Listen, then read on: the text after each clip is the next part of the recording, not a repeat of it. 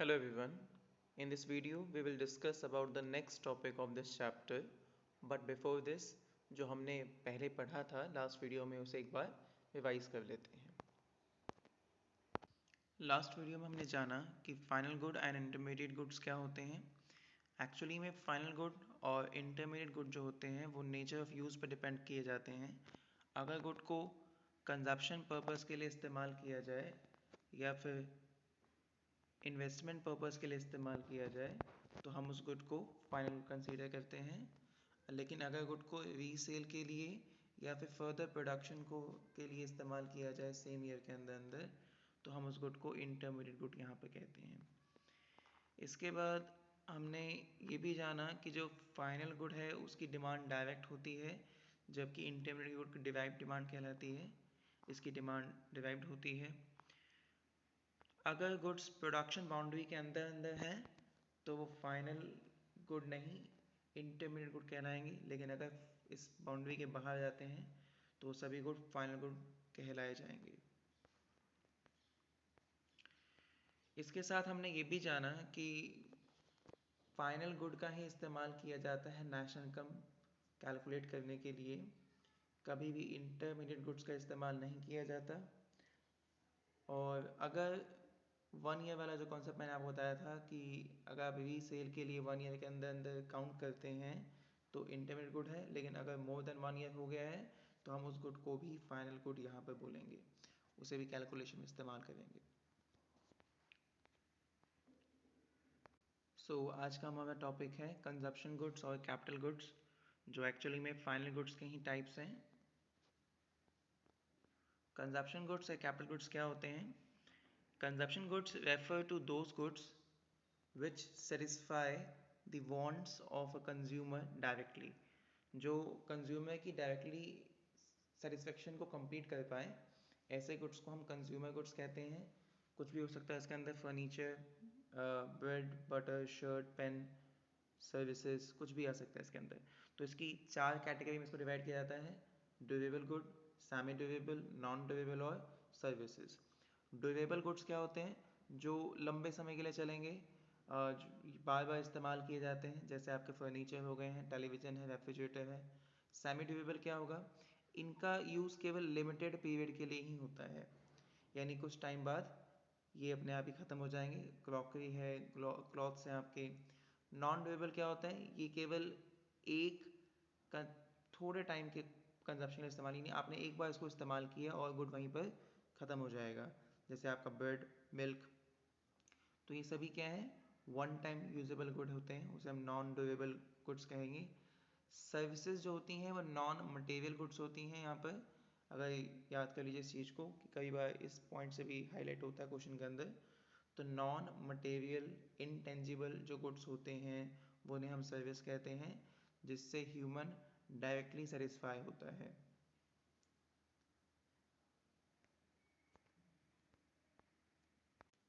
Final good की जो next category है वो है कैपिटल गुड्स। कैपिटल गुड्स क्या होते हैं?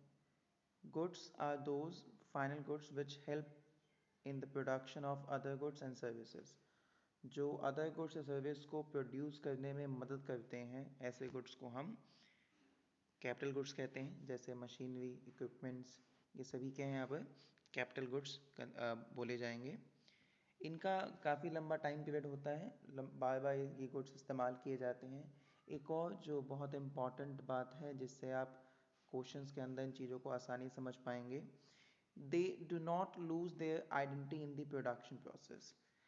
कैपिटल गुड्स की जो आइडेंटिटी है वो कभी भी ख़त्म नहीं होती, मशीन ही रहेगी, वो ट्रांसफॉर्म नहीं होगी। बाकी जो अदर गुड्स होते हैं या तो वो ख़त्म हो जाते हैं, वो ट्रांसफॉर्म हो जाते हैं। तो ऐसे गुड्स हम कैपिटल गुड्स नहीं कहेंगे जो एक्चुअली में अपनी आइडेंटिटी को खो देते हैं, ट्रांसफ़र कर देते हैं या प्रोडक्शन के अंदर मर्ज हो जाते हैं। तो ये बात ज़्यादा इंपॉर्टेंट है इस चीज़ को समझने के लिए। नेक्स्ट है they need repair and replacement over time. Time time इनको रिप्लेसमेंट या फिर रिपेयर की रिक्वायरमेंट रहती है हमेशा। इनकी डिमांड में डिराइव डिमांड होती है, क्योंकि इनकी डिमांड भी एक्चुअली पे डिपेंड करती है कि क्या चीज़ प्रोड्यूस की जाएगी। जिस चीज़ की जो चीज़ मार्केट में ज़्यादा प्रोड्यूस करने के लिए डिमांड में आएगी उसको हम ज़्यादा प्रोड्यूस करेंगे, जब उसको ज़्यादा प्रोड्यूस करेंगे तो उसके लिए मशीन हम स्पेशली लेके आएंगे। तो कैपिटल गुड्स की डिमांड एक्चुअली में डेफिनेटली जो कंजप्शन गुड्स है उस पर डिपेंड करती है इसकी डिमांड भी। अब एक और बात है कि क्या हर एक प्रोड्यूसर गुड कैपिटल गुड होता है? बिल्कुल नहीं। हर एक प्रोड्यूसर गुड कभी भी कैपिटल गुड्स नहीं कहला सकता। कई तरह के गुड्स होते हैं जो प्रोड्यूसर यूज़ करता है, या तो वो सिंगल यूज़ प्रोड्यूसर गुड हो सकते हैं या वो कैपिटल गुड्स हो सकते हैं। सिंगल यूज़ क्या होते हैं? जो दोबारा उस चीज़ का इस्तेमाल, रिपीटेडली उसका इस्तेमाल नहीं किया जाता। जैसे कोयला है, वुड है, ये एक टाइम इस्तेमाल हुआ, राख हो गए, ख़त्म हो जाते हैं उसके बाद में। इससे बिजली बनाई, वहीं प्रोडक्शन ख़त्म। तो सिंगल टाइप के गुड्स होते हैं, जबकि जो मशीन्स हैं, इक्विपमेंट्स हैं, इन्हें बार बार इस्तेमाल किया जाएगा इस प्रोडक्शन के अंदर। मैंने भी बताया आपको कि अगर जो प्रोडक्शन के अंदर अपने आप को ट्रांसफॉर्म करे, बदल ले, मर्ज हो जाए प्रोडक्ट के साथ में, तो हम उन्हें कैपिटल गुड्स नहीं बोलेंगे। जैसे कोयला तो राख हो गया, तो उसे थोड़ी बोलेंगे कैपिटल गुड्स यहाँ पे। जो प्लांट है, मशीनरी है, जो बार बार इस्तेमाल किए जाएंगे, उसे हम यहाँ पर कैपिटल गुड्स बोलेंगे। तो कैसे हम क्लासिफाई करें, कैसे हम पहचानें कि कौन से गुड कैपिटल गुड्स हैं और कौन से गुड कंज्यूमर गुड्स हैं?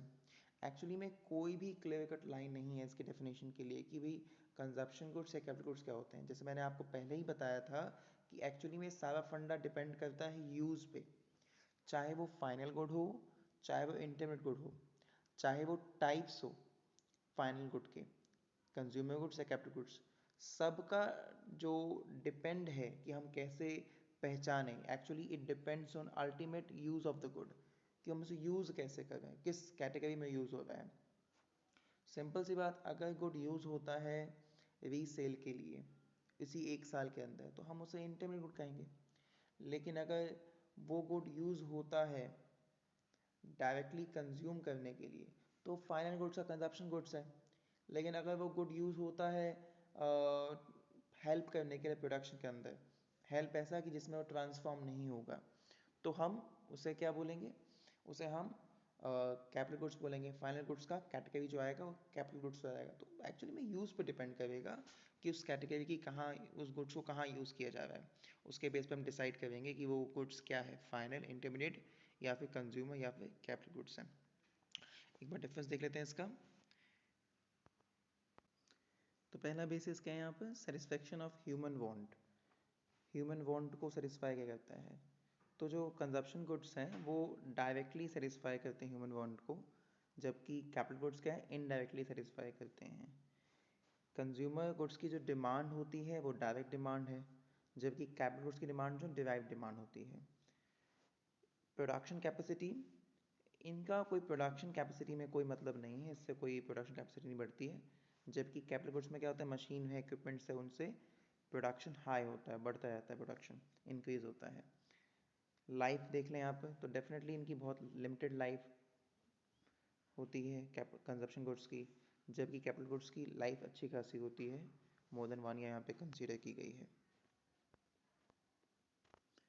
एक बहुत सिंपल सा एग्जांपल है इस बात को समझने के लिए कि अगर कोई एक सिलाई मशीन है, एक स्विंग मशीन है, और वो एक सिलाई मशीन जो है कोई एक प्रोड्यूसर खरीदता है, उसका एक टेक्सटाइल इंडस्ट्री है, उसने वहाँ पे स्विंग मशीन लगाया है, तो वो क्या है?